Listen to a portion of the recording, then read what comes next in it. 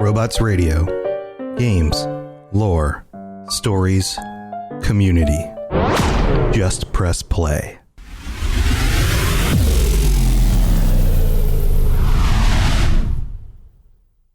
This show is brought to you by our patrons at patreon.com/Elder Scrolls Lorecast. Robots Radio presents The Elder Scrolls Lorecast. Welcome to the Elder Scrolls Lorecast, a place where the Elder Scrolls community can come together to discuss the boundaries of our knowledge about the universe of the Elder Scrolls.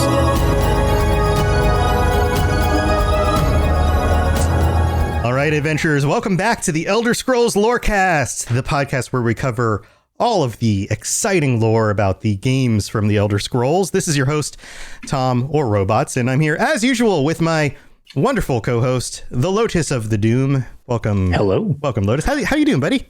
I'm good. I was talking a little in the pre-show. Very, very dry in my neck of the woods. So yeah, and I'm your trying physical to prevent neck, too. myself from going hoarse on the actual show.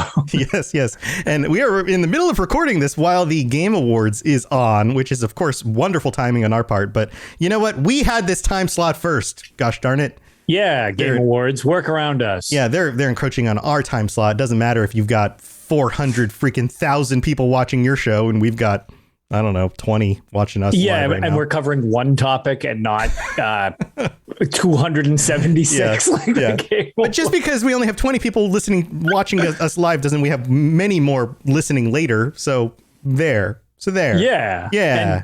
And I'm sure nobody watches reruns of the Game Awards that it's still top. Yeah. We should probably move on and anyway, so not speak any more of that until we get something of use. Well, so while we're doing this, we might get a Bethesda announcement. And if that does come up, then we might actually switch over and talk about whatever the Bethesda announcement is, because it might be Elder Scrolls Online. It might be Starfield. But this episode, we are continuing talking about some of the most interesting characters in Skyrim. And today, friends, we are going to be covering one of the most popular characters in Skyrim. Last week, one of the not as popular characters who we think deserves some more recognition. This week, we're changing it up. We're going with Aela the Huntress. And at this point, you've probably seen more cosplayers as Aela the Huntress on Twitter than you have actually Aela the Huntress in Skyrim. But we figured she needed to, get some credit where credit was due. She's very recognizable as well. So that's another thing, I guess, if you're going to be cosplaying. She's got a very noteworthy character model / setup to her. So it's a pretty good character to choose if you're going for something like instantly recognizable from the series, even though she is main character-ish. Just not like, she matters quite a bit to the companions. Right. And I think she's recognizable mostly because she has those 3 lines across her face. She's got the, the cool looking armor, and it's a cross between the, the leather and hide look, plus the metallic. And it's actually like an ancient Nord, like iron kind of setup she's got going with the pauldrons and the bracers on her arms, and then also on her hips too. And then Rob the Princess in chat says, "You mean that she's hot?" And of course, yes, she's also. Yeah, I was going to say that is also lady. One of the noticeable parts. I'm sure I don't use mods, but I'm sure there's 200 million of them just for Aela the Huntress. So Yeah, go to the Nexus mod site, type in Aela the Huntress, and you'll find 2 million. Of those. It's the whole site. Yep. All the physics mods for the bouncy bits and all that stuff. Yep. But that's not what we're here to talk about. We're here to talk about her character and the situations and things that she is involved with. And like Lotus mentioned, she is one of the companions. She is a companion. And of course, we've talked about the companions before. That also means that she is a Nord and a werewolf, which is fun. Now, Lotus, Did you get into the whole werewolf thing in Skyrim? So, to the shock of no one, only to the extent that I needed to do so for my achievement. I actually, so I really enjoy the werewolf transformation in Elder Scrolls Online. In Skyrim, I was not the biggest. I didn't dislike being a werewolf. I was fine with kind of them introducing it to you. By the way, we might want to mention this will straight up spoil the companion's quest line. There's really no way around that. Yes, absolutely. I feel like we almost should have said, if you didn't know they were werewolves, surprise, they're werewolves. Yes. Sorry. Yeah. Well, it is a lore cast, so yes. And spoilers. Yeah, so apologies on if a 10-year-old 10-year-old side quest is spoiled. We could always give a better one at the beginning. Whatever. But the werewolf transformation is whatever. But the reason I'm not a big fan of it in Elder Scrolls Skyrim is that it's great for combat stuff, I guess. But since you can become overpowered in so many different ways, and it's a little less just overtly combat, kind of like a lot of ESO can be. Sneaking is an option. You can do magic and stuff like that. I've just never found that having the extra clunkiness of being a werewolf and needing to constantly be essentially disemboweling and eating Right. the people you kill to stay in that form. It's more work to keep it going than the value of actually being a werewolf. So usually I kind of get it from being inducted into the companions, get whatever achievement out of it, and then kind of just dump it. Being a werewolf's not super my thing in this one. Yeah, from my perspective, and I guess also to no surprise of anyone who listens to the show, from the very start playing through the Companion's quest line, I was a little, there's always a tinge of roleplay to my playthroughs, and I was always a little hesitant to dive too deeply into committing to that life path to like, okay, sign me up. Hercine. Yeah, I'm on board. Doing it. I'm on board. Yeah. like, no, not really. Yeah. So I didn't really go fully into it. And of course I wasn't chasing the, all the achievements like you were. So yeah. I was going to say filling out that tree takes a lot of consuming corpses. Yeah, I bet. Yeah. So, but she still is an interesting character, and we're going to get into some of the details here. Now, one of the things that makes her so interesting is that she is one of the 5 members of the Circle. So, of course, more spoilers here. Who is the Circle? Well, there's the Companions, but there is the Circle, and the Circle are the highest order of the Companions. They are the advisors, and this is a group that was named after Ysgrimmor's Circle of Captains, and the Companions, of course, were named after Ysgrimmor's original 500 companions, right? Was that the number 500? Yep. Just pulling this off the top of my head because I didn't have the actual number in front of me. You're right. 500 companions. It's one of those things that I'm like, I know this, and then I'm like, wait a minute, I'm saying it. Did I get the number right? You know how this goes. You just memorize things and then you say it. Right. And you're like, wait a minute. How many steps? No. Wait a minute. Was that the right number? Yeah. Yeah. So these things are all modeled after Nord history. And so the Circle, of course, is modeled after Nord history as well. So she's, of course, one of that group. And you can hear her talking with the other members of the Circle in much of the conversations that happen. She's constantly having conversations with these other members. And she's kind of one of the younger, newer members. So she's like, I get the sense that in a lot of these conversations, she's kind of, I don't know, looking over her shoulder a little bit. Like there's conversations like, hey, we've seen that you've been going out at night. Like Skjor, I'm going to have to do funny accents for some of these names. Skjor says things like, perfect. Hey, we've been noticing Swedish chef returns. Yeah, we've been noticing you've been going out late at night. And she's like, what's it to you that you've been watching what I'm doing? And he's like, oh no, we just this thing, la la la la. And then they have a conversation. She gets all defensive, like why? What's that matter to you? These kinds of things. But there's that, she's kind of this rough lady who's standing up for herself, trying to find her place in the group. And you get a sense of that, right? Do you feel that way about her as a character?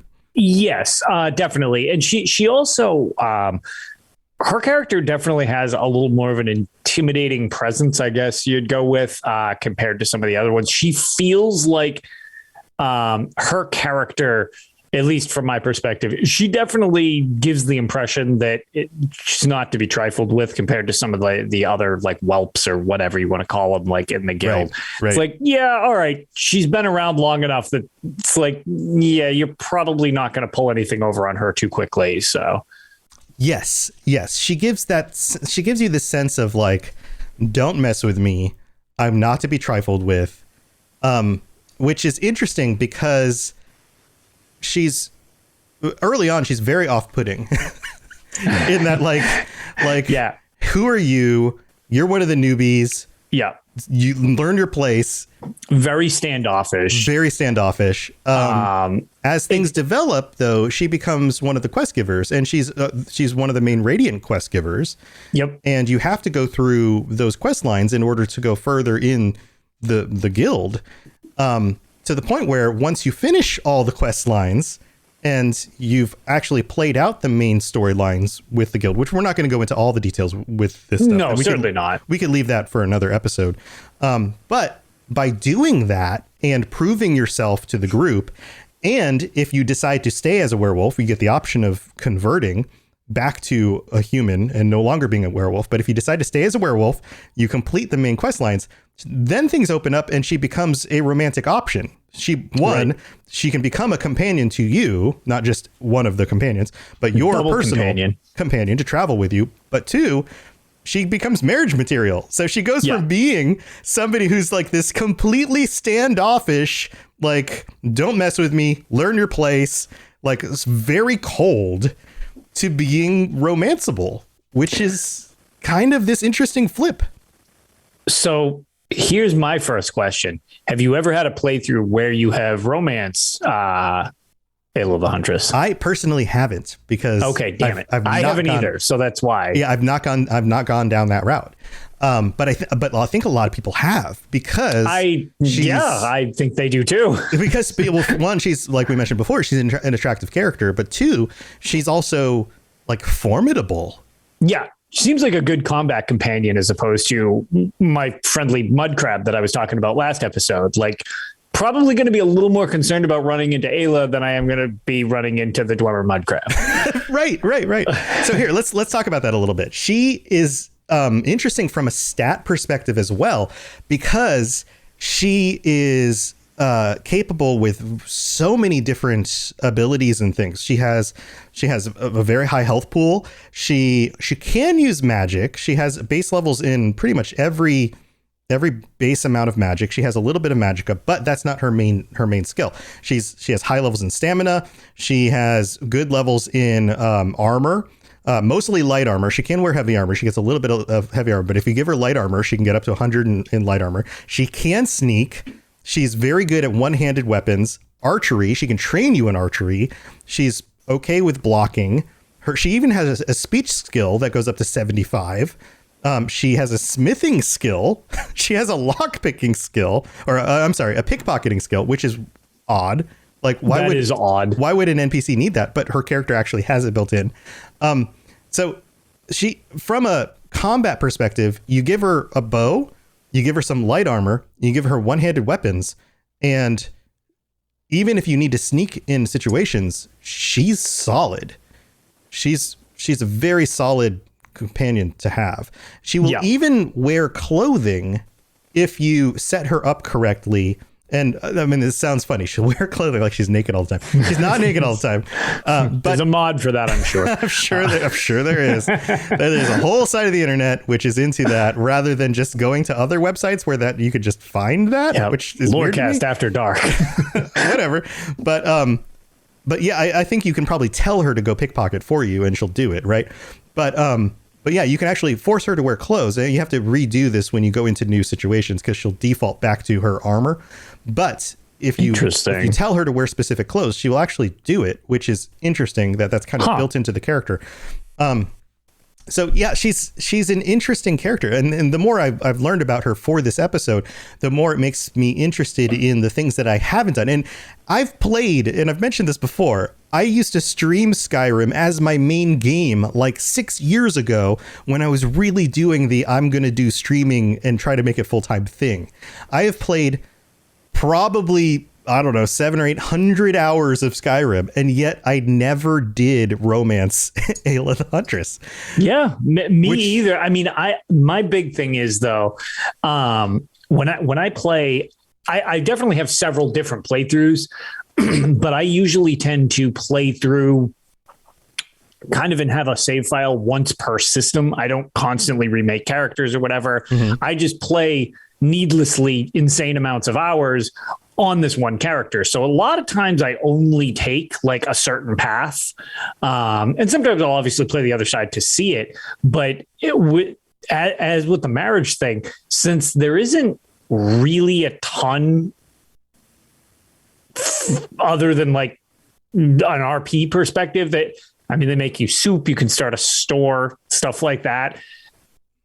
From a gameplay perspective, that's really the majority of it. And I tend to not like having companions with me. I know a lot of people love that, but they get in my way, as the running joke goes. They're always in the doorways or whatever, except when I'm in combat, I'm just like basically a blender of death. So having my own companions near me is problematic because they tend to get decapitated as much as the enemies do. So a lot of times I'm just like, I'll just spare you the trouble and not kill you unintentionally during this fight. So I kind of default to just marrying someone for the achievement and then I love having your own personal store because like you can give them money and they'll open up a shop and do their own thing, which I always thought was really cool. And they'll make you home cooked meals, which was like, oh, how thoughtful. Like that's great. So you just turn into like this like traditional family where you're like, you stay home, honey, you take care of the homestead, manage the home store, cook me some meals. I'm going to work. I'll be back later. I just come back slathered in gore from my enemies and I'm like, can you help me? I'm completely incompetent as to doing anything reasonable in my life. Like, right. But I've just never picked Isolde. I usually just kind of grab a random target that pops the prompt because I do it just from a gameplay perspective of just getting it set up. And more often than not, that tends to be, I believe it's Isolde, the drug peddling one. Okay. Yeah. Yeah. She tends to be my default one, but like, I there's lots of options as far as I'm aware. So I feel like, Aela is probably one of the more creative ones that you could have join and be useful type of thing, especially if you like a companion. Yeah. I tend to go more just on my own. Like I tend to be kind of a loner. Also in my playthroughs, and anybody who was watching my stream last week will realize that I take my companions with me, and if I accidentally kill them in dungeons, I usually just let them be dead, and then I mourn their death, and then I go find another companion. And that's just how it goes. And so, Janessa died last week and I had to go find a new companion. Dear. So I found a Nord in Riften who, I think he's a Nord, but he's a skinny guy. He ended up just wearing whatever extra armor I could give him. So he kind of looked like Conan. So we just call him Baby Conan. And he's kind of a loser, but he's the best I could find so far. Perfect. So, yeah, we've been following around. Momo in chat says, so you could dress her up and take her as a date to the Thalmor embassy. Yeah, that's like the really good way of doing it, to be fair. That's kind of amusing. Yeah, that's a fun idea. So we've got some other things to go over here, but why don't we take a break and thank our patrons, and then we're going to come back and talk about some of the other late game stuff that can happen with Aela, because I think this other stuff is really interesting too. So we'll be right back.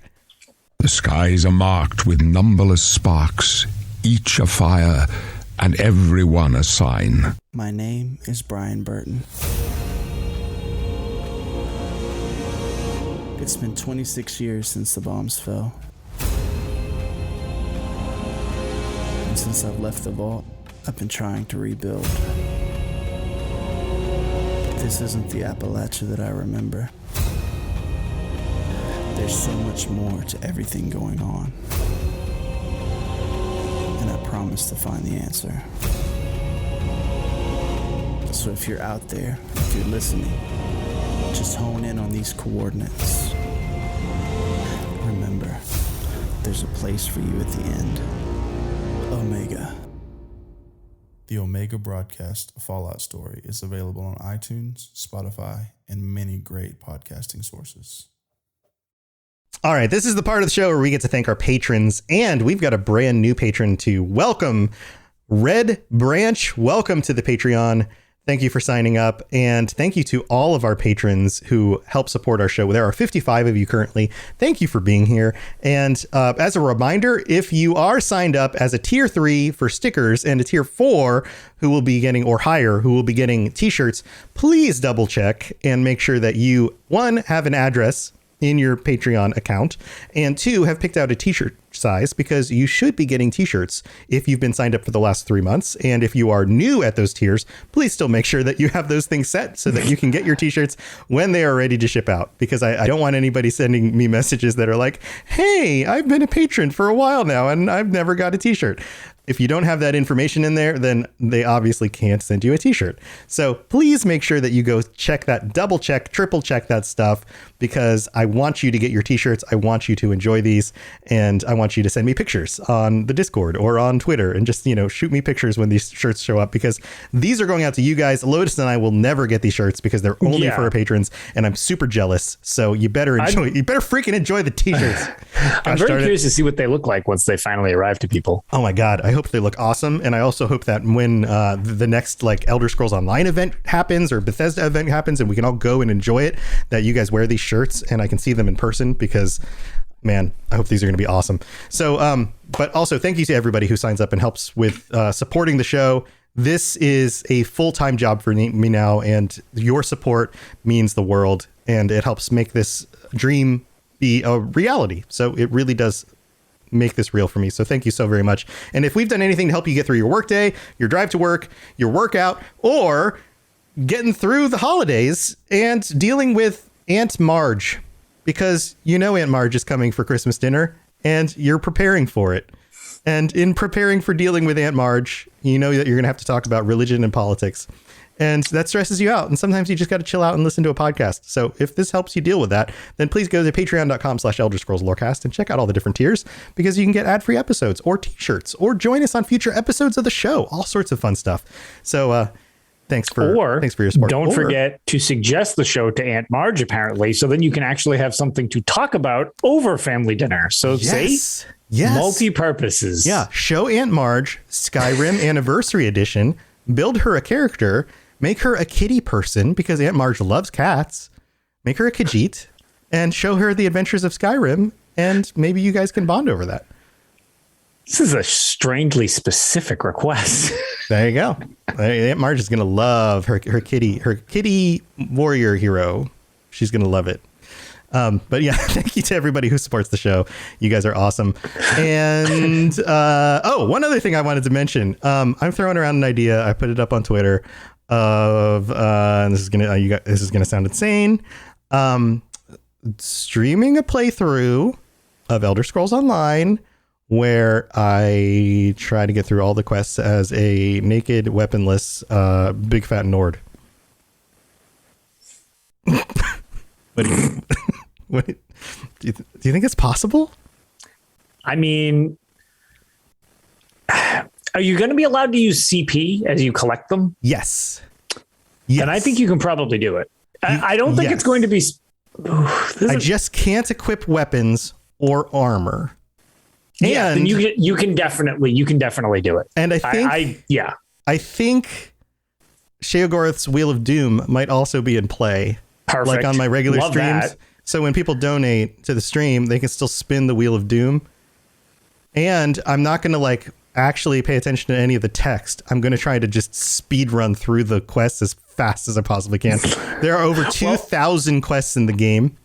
And I'm going to I'm just going to go and just run from one quest to the next quest as fast as I possibly can and see how quickly I can get through them. Yeah, if I'm not mistaken, you'll pop an achievement for completing 1,000 of them, and that will mean you're not even halfway done. Yes. Yeah.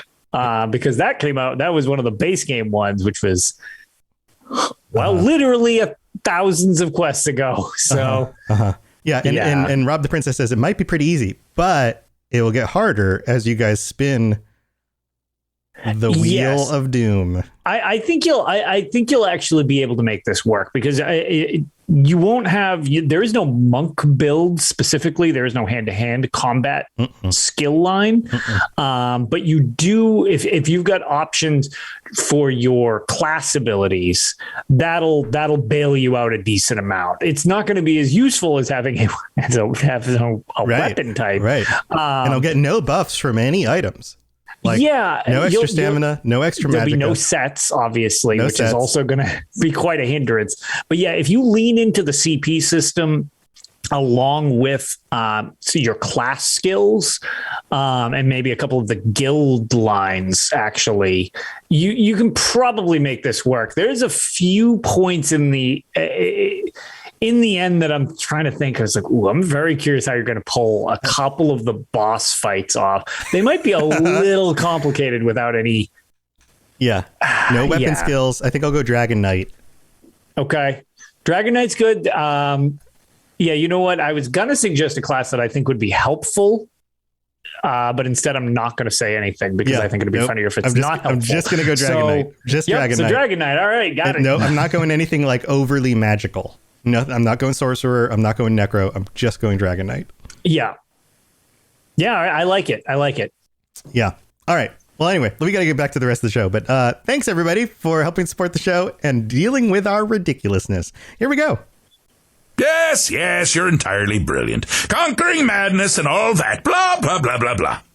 Oh, Chef, you just got your first shirt from the Patreon today. Right. That's awesome. We want to see pictures. Confirmation they're arriving. Confirmation. That's why you got to put your addresses in and put your sizes in. That's awesome. All right. Well, let's get back to talking about Aela. So another fun thing about Aela the Huntress, and we were talking about the whole werewolf thing. So, Lotus, you know how at the end of the werewolf whole companions questline thing, you can choose to go back to being human.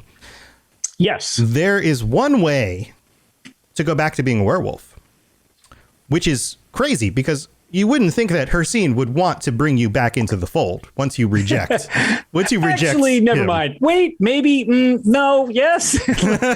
Your religion is a joke to me, Hercine. Let me just flounder back and forth a bit. Yeah, I reject you. I think that you're a joke. I'm going to go commit myself to some other Daedric power or something. Sorry. Moloch Bull is more my flavor. No. But no, you can, and it's through Aela the Huntress. You can approach her and say, yeah, I want back in. And then she looks at you and is basically like, huh, you do, huh? Well, all right. I'll give you one more chance. Let's see if I can convince Hercine. And basically you can get your powers back, but only that one time. Yeah. Yeah. You get one werewolf mulligan. Whereas with, what do you call it? With vampire, you can just jump in and out as much as you see fit. It's definitely a little more of a commitment to be a werewolf in Skyrim. Yeah. Yeah. So yeah, it is more of a commitment. And I've definitely done the vampire stuff. For some reason, the vampire stuff was like more palatable to me than the werewolf. Yeah. Without going into it, the vampire lord is neat, but the vampire lord actually bugs me quite a bit outside its powers. I think are neat. Mm-hmm. I would, given a choice of being a vampire lord or a werewolf, though, I would actually choose a werewolf. In Skyrim, at least specifically, for the sole reason of going through caves and stuff like that. Your giant vampire wings get stuck on the door frames because you're so huge and you're always levitating, and it's just I would get stuck all the time and I would become very annoyed. So I never really wanted to transform into a vampire like lord. And being a vampire itself, it's just like, cool, I'm gently sizzling in the sun. This is not really doing it for me. Right. Yeah, you're turning into bacon, vampire bacon. Yeah. Yep. Yeah. Vampire bacon. Vampire bacon. Mm-hmm. Yeah. Oh, and also, Villain Behind Glasses just signed up on the Patreon. So thank you for your support, Villain Behind Glasses. This is awesome. We rarely get people who sign up during the live show, but thank you so much for your support. That's awesome.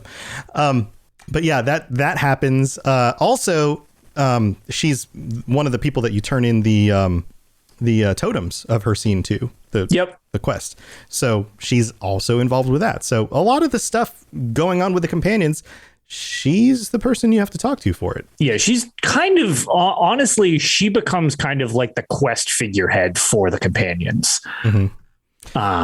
Which, that works. I was going to say, sometimes you get a good connection to a good quest giver. So that's, I don't know. I feel like she makes a solid standout for the companions. If you like them, they're controversial compared to the Fighters Guild in general, but this is Skyrim's Fighters Guild, so to speak. So I don't know. I definitely, I like it. I think she's a good quest giver as well. Just domineering enough that it's like, all right, no, you seem like you should be doling out some quests to us and everything like that. Yeah. I like strong-willed, bossy ladies.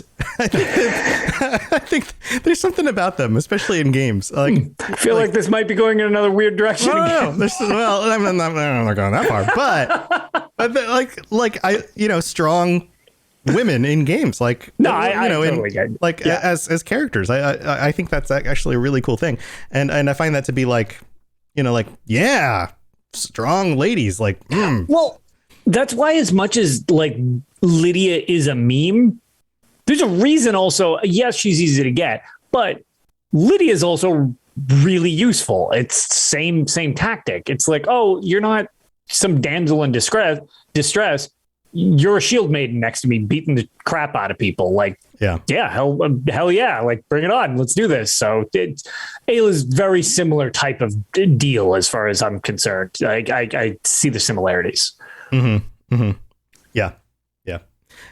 So one of the other things that's so interesting about Aela is that she can be recruited into the Blades. So this is another later in the game thing, which is really interesting because it takes her out of the whole companions thing and into another faction. And I don't know everything about every companion that you have in the game, but this to me is rare. Can you think of any other character that you come across in the game that you actually take from one faction and move them into another? Is this like an only time this happens kind of thing? Nothing's coming to mind. Yeah, I'm trying to think through the characters that I know. I don't know if chat can think of anybody that we can't, but nothing is coming to mind for me personally. Not that I know of. Yeah, this is really cool. So she can be recruited into the Blades. She wears the ancient Nordic armor, which the only other things in the game that wear ancient Nordic armor are Draugr. But once she's recruited into the Blades, she switches her armor to Blades armor. So she actually makes that change, unless you've, of course, equipped her with other armor because she's your companion. Sure. But yeah, that's like a completely different change for her. Rob the Princess says, I think you can do the same with Farkas and Vilkas too. I haven't looked into that. I'd be curious to look into that as well. That could be interesting. And it seems like it's more of kind of like a companions thing, then. There's some openness.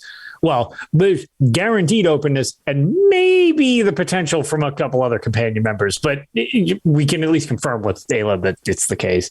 Interesting stuff. Yeah, let me pull it up right here. See if this is something that. Yes, Farkas can be recruited into the Blades as well. Cool. Yeah, so it looks like there's some of these characters, specifically these. Vilkas. Yep. So these three, which are all companions. I've never tried to do anything like that with anybody, so I guess that never really crossed my mind that would be an option. That I kind of think maybe I might mess with that this playthrough. My character hasn't married anyone yet. Period. Maybe I should do that as well, since it's something I haven't tried. Yeah. Well, it seems like such a rarity because you have to be far enough into the game that it opens up, right? You have to be through the main quest line enough in order for this to happen. So it's after you escort Delphine and Esbern to Skyhaven Temple. So if you haven't done that, then you don't get that option. Sure. So you have to be so if you do this part of the game, you get through the companion stuff, but then you just mainline the quest and just play through all of it, then you might not even realize that was an option. Right. Which I think has kind of sort of been the situation that I've most likely, well, although she's never really been my companion anyway, so I guess I wouldn't have that.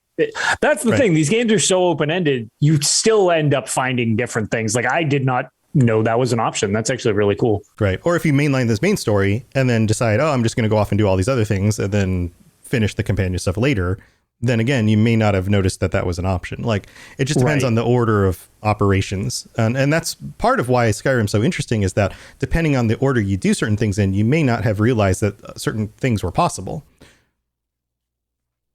So, yeah. Interesting stuff. Interesting. Yeah. So Rob the Princess says none of the other major guild characters will become followers besides a few Dawnguard members, but he doesn't think that those will become Blades members. Yeah. Interesting stuff. So, yeah, she's worth checking out as a character, as a companion, and as marriage material if you're into her. But of course, you have to finish the main quest line for the companions in order to get to that point. So, and I think that's just one of the reasons why I never really considered her as a main option. Yeah, and also probably don't, talk about how crappy and smelly werewolves are. She's probably not going to like that either. How crappy and smelly werewolves are. Then you have to stay as a werewolf, because if you don't, then that's, it just wasn't a thing for me. So. Right. Yeah. Well, there you go. But that's Aela the Huntress. And we've still got the Game Awards up in the background. So why don't I think what we'll do is we'll wrap up this episode. Lotus, you want to just hang out and watch the Game Awards, and we'll just see if anything comes up, or are you going to head out? Sure. No, I'm down to just hang out. That's fine by me. Cool. All right. So tell you what, we're going to wrap up this episode. Everybody, thank you for hanging out for this one. We'll be back next week with another one of the main characters worth talking about in Skyrim. Do you have anything going on, Lotus, that you want to share before we wrap up the episode? No, I was going to say, nothing too exciting for me. Just ideally we'll be recording Tales again this weekend. And, actually, you know what? Just shout out to my friends who I very much appreciated the invite last year. And they're doing it again this year. This is going to sound weird, but seats are technically limited, although I do know it is open if you are interested in it. There is a recreation. There is a guild. I want to actually be able to just shout them out by name. Their tag is duck, which is super nondescript, I know, but they're a community member, and for quite a while now, and I got to join them last year. I believe the guild itself is called Vanquish. Yes. Okay. So it's presented by the guild Vanquish, and they do an in-game creation of A Christmas Carol in the Elder Scrolls Online. Mm-hmm. And it is one of the coolest things I can possibly say. I'll be provided they don't mind if I do it again this year. I was able to give some last year when us from Tales, so Pixie, Ark, and I actually joined. But they actually, with the housing system, build an amphitheater and have full, complete set changes and do the entirety of A Christmas Carol in Elder Scrolls Online. And it is one of the most creative things that I've ever seen. It's really well written and acted. And I know a lot of the devs are going this year. I've been invited to do it. So I'll post pictures of it, because I was just checking the availability. I know it's open. And it's quote unquote sold out. It's free, but you can only have so many people in an instance. So that's why it has to be limited. But yeah, so if you haven't heard of the Vanquish Guild, and Duck is my, invite to it, really creative thing. And I will try to post pictures for everybody, because I cannot recommend it enough. If you are interested in creative stuff like that, check out the housing to this game. Like, I can't say enough great things about, if you're creative, what you can do, or you can make a dumpster house like mine, but people do real nice stuff too. So nice. Yeah. Go check that out. So when is that? So it started, I believe, last weekend. It's going all the way to the 18th. Yes. Oh, actually, yeah, I was going to say it's so Wow. Yeah. All of the shows are basically sold out. There's like 4 seats on December 18th remaining. So shoot me a message if that specific date at 10 p.m. works for you. It seems like those are literally the only spots left. All other shows seem like they're booked up at this point. I'll be seeing it this weekend. So I'm very excited for that. But yeah, like I said, I know since it is limited or whatever, I do kind of like shouting them out because they do such an amazing job with it. I'm going to see what I can do about getting photos and stuff like that so that I can share it with people, because it's a very impressive effort. And I love when the community does really, really creative stuff like that. Nice. That's awesome. Yeah. Very cool. I'm sorry I couldn't make the show this last weekend. But I haven't had a chance to listen to it either. The Tales show where you guys talked about the lore. Yeah. No, I know. I was going to say, well, it was kind of like the thing about getting guests for each of the shows is it is like herding cats. Yeah. Because trying to align several people's timelines in real life plus time zones, because shout out to last week's episode where Emetheus joined me from Written in Uncertainty, another Robots Radio Network podcast. And we had a great chat. But again, being on two sides of the pond is tricky to begin with, as when he joined us here, I remember I literally got home from work 10 minutes before we recorded. Oh gosh. Yeah, right. So it's tricky, but I'm glad that he was finally able to join us for the show. It was a great chat. So awesome. Hopefully this week, barring catastrophe, we'll be having Benefactor, TES Benefactor from the Imperial Library to kind of give them some recognition, as the Imperial Library is also super, super important, but it's kind of less publicly talked about than the UESP, but the amount of information there is staggering. So yeah, nice. Yeah. Well, cool stuff. So I wanted to shout out the Fallout for Hope. Oh my God, so good drive that's happening right now. I have a link for it right here. I'm going to share it in chat. This is my part of it. I haven't done a lot of live streaming this week. I've been busy with some other things.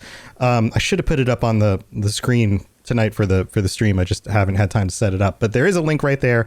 I have a personal goal. This is going to be going through the 19th. So today's only the 9th, 10 more days. I haven't even begun raising for my stuff because I haven't been doing a whole lot of live streaming. But if you guys would like to donate, these donations go to St. Jude's Children's Hospital. Last time I checked, it was already over $70,000 raised.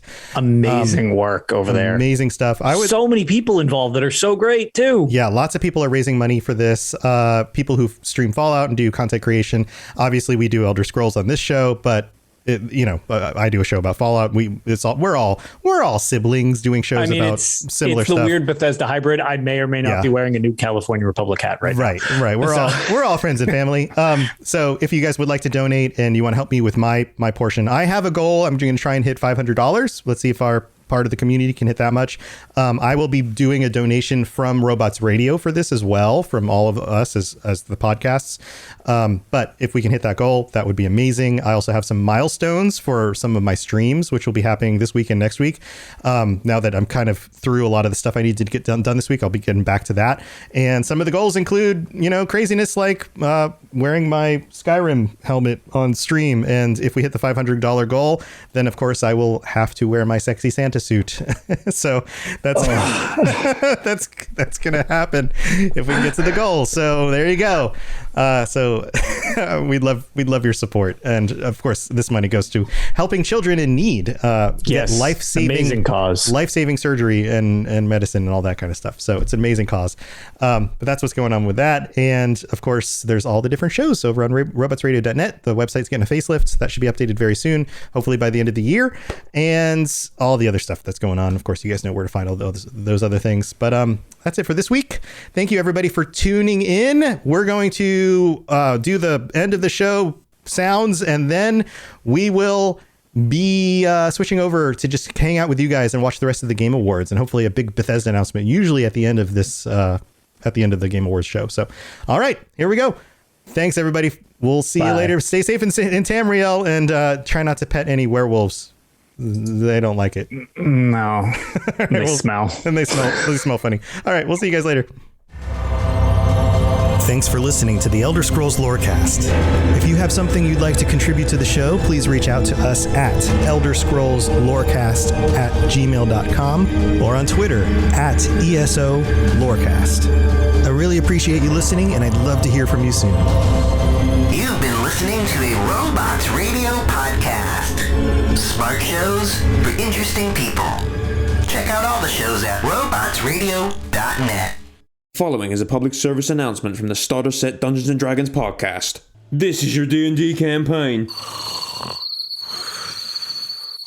This is the Starter Set podcast. You know how like poison frogs don't lick each other's backs? So it's Howl's Moving Castle with a face. Hey there, I'm Great Mandibles. Because one of the party speaks Abyssal. You're all going to die. And then adventure falls into your lap. Plop. This is your D&D campaign after listening to the Starter Set podcast. So join Sam and Ed every Friday on the Starter Set podcast for prime Dungeons & Dragons content. Any questions? Hey Guardians, we are the Destiny Show Podcast, a weekly podcast about all things Destiny 2. We invite amazing guests from the Destiny community to share their stories and discuss the latest topics from the world of Destiny.